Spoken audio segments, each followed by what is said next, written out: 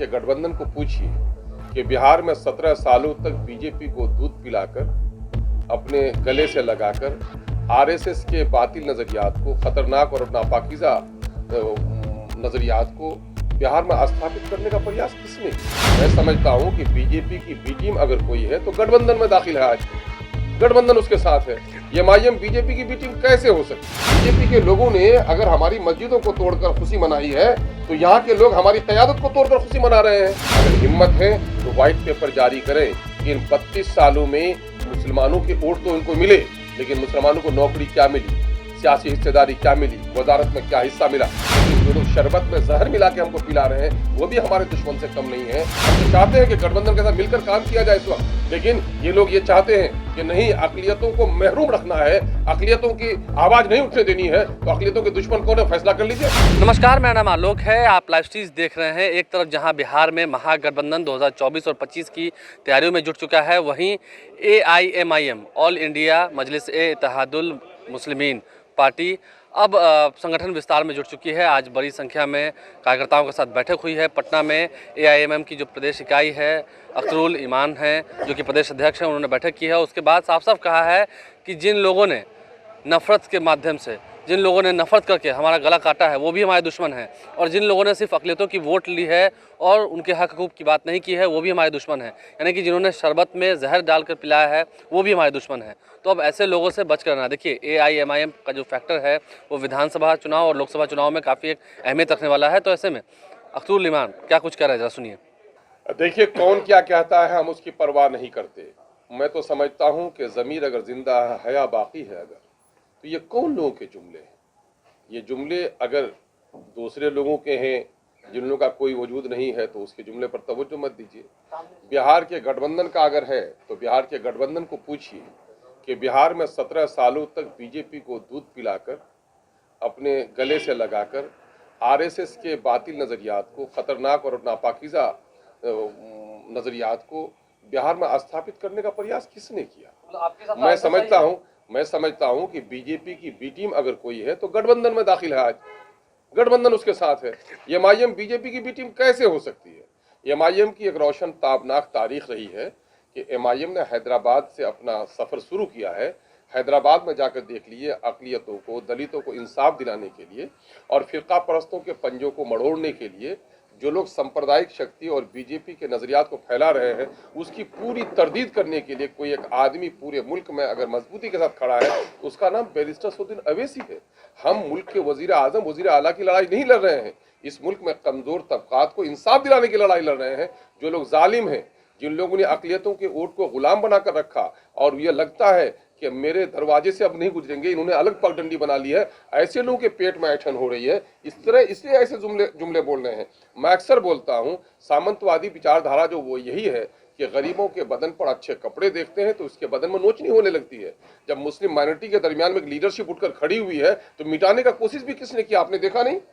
BJP के लोगों ने अगर हमारी मस्जिदों को तोड़कर खुशी मनाई है तो यहाँ के लोग हमारी क़यादत को तोड़कर खुशी मना रहे हैं। तो बीजेपी की बी टीम तो वो लोग होंगे जो लोग अक़लियतों को ऊपर उठने नहीं देना चाहते हैं, अक़लियतों के मसाइल को दबाना चाहते हैं। जो लोग अक़लियतों के मसाइल के लिए लड़ रहे हैं, ऐसे लोग दिन को कहे रात, तो बहरहाल ये उनके जुमले हैं, जालिमाना जुमले हैं। वो नहीं चाहते हैं कि अक़लियतों के दरमियान में कोई तवाना आवाज़ उठे। इसी वजह से बौखलाहट की बुनियाद पर वो ये बात कह रहे हैं। जिनके पाँव तले ज़मीन खिसक रही है वो इस तरह की जुमलेबाजी कर रहे हैं। हम उनके इस जुमले की कोई परवाह नहीं करते हैं।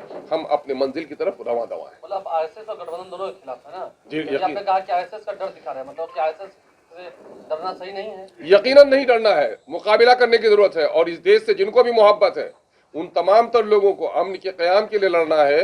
और नफरत की सौदागरी जो लोग करते हैं उनके खिलाफ लड़ाई लड़नी चाहिए। मतलब मुसलमान अब महागठबंधन की ओर नहीं जाएंगे, AIMM की ओर अब जाएंगे या नहीं जाएंगे मैं तो ये कहूंगा, मैं अपने करीब लाऊंगा। वो तो आप आरोप लगाते हैं कि आप वोट काटने की राजनीति कर रहे हैं। मैं आज सुनिए, मैं ये कह रहा हूँ कि ये कोई आवाम नहीं लगाती है, ये वो लोग लगाते हैं जिन लोगों ने अक़लियतों का वोट लेकर उनके तकदीर को काटा है, उसके नस्लों के साथ नाइंसाफ़ी की है। पता है, अगर हिम्मत है, अगर आप गठबंधन के लोग ये मुझे कहते हैं कि मैं वोट काट रहा हूं, तो 15 साल हुकूमत रही है समाजी इंसाफ की और 17 साल हुकूमत रही है इंसाफ के साथ तरक्की की। अगर हिम्मत है तो व्हाइट पेपर जारी करें कि इन 32 सालों में मुसलमानों के वोट तो इनको मिले, लेकिन मुसलमानों को नौकरी क्या मिली, सियासी हिस्सेदारी क्या मिली, वजारत में क्या हिस्सा मिला। अगर हिम्मत है तो व्हाइट पेपर जारी कर दें। अगर वो मुसलमानों को हक देने के लिए तैयार है तो हम तो, हमारी कोई ज़रूरत ही नहीं है, चूंकि उसने जुल्म किया है, चूंकि उसने नाइंसाफ़ी की है, चूंकि उसने हकमारी की है। यही वजह है कि अक़लियत का नौजवान आज उभर कर सामने में आया है कि हम सीना सपर हैं।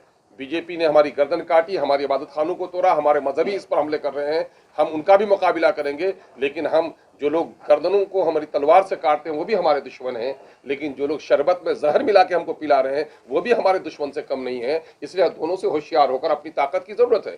फिर ये लोग अगर गठबंधन की बात करते हैं तो मैं कह रहा हूं कि तुम्हें कहते हो कि हम वोट काटते हैं। हमने तो साफ तौर पर कह दिया 2019 में स्टेट लेवल पर हम लोगों ने प्रेस कॉन्फ्रेंस करके कह दिया कि साहब फिरका परस्त ताकतों को हटाने की जरूरत है, लाइक माइंडेड पार्टियों के साथ हम समझौता करने के लिए तैयार हैं।